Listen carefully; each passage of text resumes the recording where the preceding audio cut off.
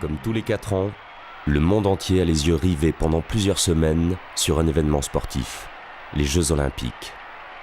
Des centaines d'équipes de journalistes de tous les pays sont mobilisées pour couvrir les Olympiades. Une opportunité médiatique qui n'échappe pas au groupe terroriste Septembre Noir, proche du Fatah de Yasser Arafat.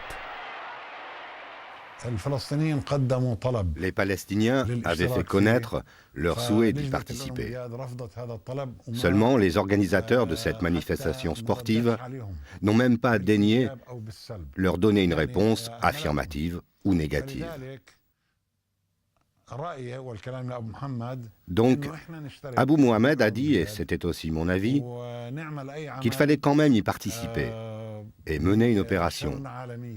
Mener une opération au grand jour contre l'équipe d'Israël, qui n'était pas plus en droit que l'équipe palestinienne de participer à ces Jeux Olympiques. De là est née l'opération.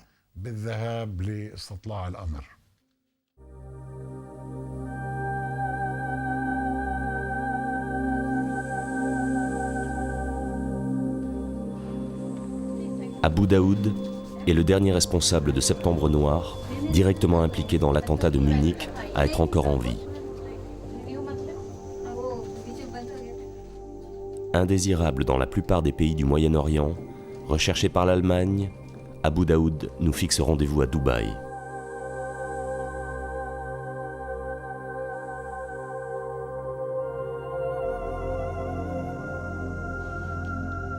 Israël refuse son retour dans les territoires. Les Palestiniens se satisfont de cette mise à l'écart. Abou Daoud dérange. Après avoir longtemps nié son rôle, il a décidé de l'assumer et de dire sa vérité sur Munich et ses conséquences.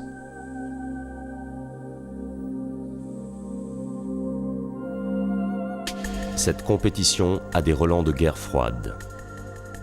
Mais c'est une autre guerre qui brutalement fait irruption aux Jeux Olympiques. Le commando de Septembre Noir prend en otage la délégation israélienne. Il a un double objectif, faire libérer 234 combattants palestiniens des prisons israéliennes et attirer l'attention du monde sur le sort de son peuple.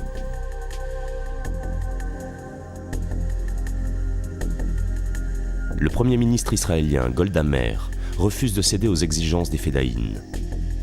La police allemande est confrontée pour la première fois à un acte terroriste de cette ampleur.